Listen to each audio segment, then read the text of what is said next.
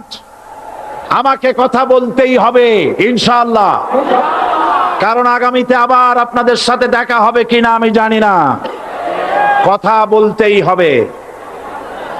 বসেন, কেউ দাঁড়িয়ে থাকবেন না।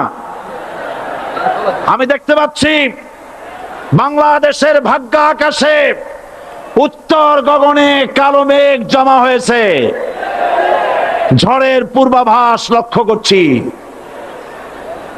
যদি মোকাবেলা করতে না পারেন সক্ষম ভাবে, এমন অন্ধকার গাঢ় কালো অমাবস্যার রাত আসতে পারে যার সুবে সাদেক হওয়া অসম্ভব। সুতরাং আপনারা কি কাপুরুষের মতো কাফের মুশরিকদের গোলামি করে মরতে চান? বিড়ালের মতো 500 বছর বেঁচে থাকার কোনো লাভ নাই। সিংহের মতো 1 ঘন্টা বাঁচতে চাই। আমাদেরকে বলা হয় সাম্প্রদায়িক উস্কানিমূলক কথা নাকি আমি বলি। পত্রপত্রিকা দিছে না তারা? সাম্প্রদায়িক উস্কানি কথা, সাম্প্রদায়িক উস্কানিমূলক কথা বলি, সেই জন্যই বোধহয় শত শত মুসলিম আমাদের কাছে এসে মুসলমান হয়। মানুষে আর বোকা বানানো যাবে না। যাবে কি? আর বোকা বানানো যাবে? তারপর বলছে কি, এরপরে বলছে আমাকে বলছে রাজাকার। শুনে রাখো চট্টগ্রামের লক্ষ লক্ষ জনতা, পার্লামেন্টে যখন আমাকে এই কথা বলা হয়েছিল, আমার পার্লামেন্টের কলিগ জাফরুল্লাহ চৌধুরী সাহেব বসে আছেন এখানে, হ্যাঁ, জাফরুল ইসলাম চৌধুরী বসে আছেন পাশে, প্রধানমন্ত্রী সুদ্ধা, অন্তত 3 শতাধিক পার্লামেন্টের সম্মানিত সদস্যরা সেদিন বসা।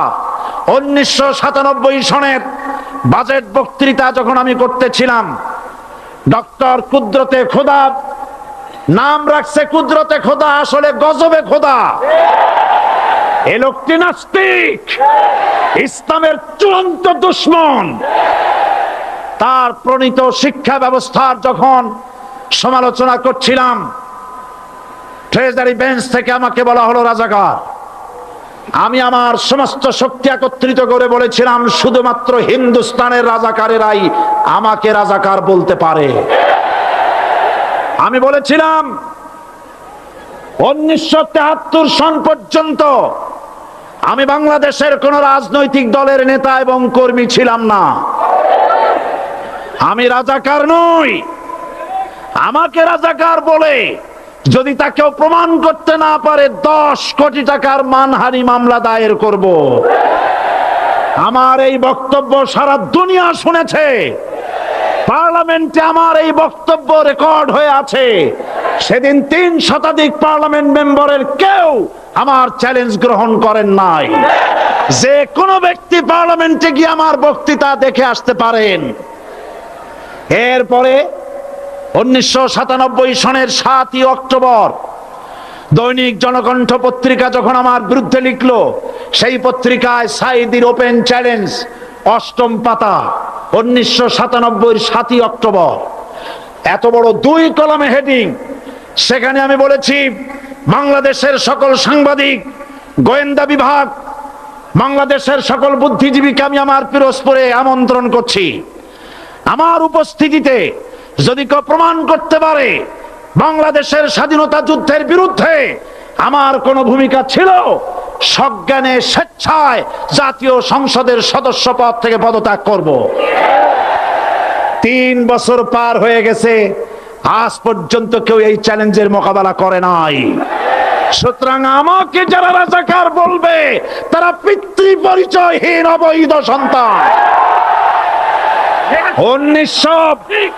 1971 সনের, শোনো মুসলমানেরা, 1971 সনের কোন কাদা সাইদির গায়ে লাগে নাই। আমাকে রাজাকার বলে জনগণ থেকে বিচ্ছিন্ন করবা, জনগণ থেকে আমারে বিচ্ছিন্ন করা যাবে না। কারণ এই জনগণ আমার জন্য আসে না, এই জনগণ আসে আল্লাহর কোরআনের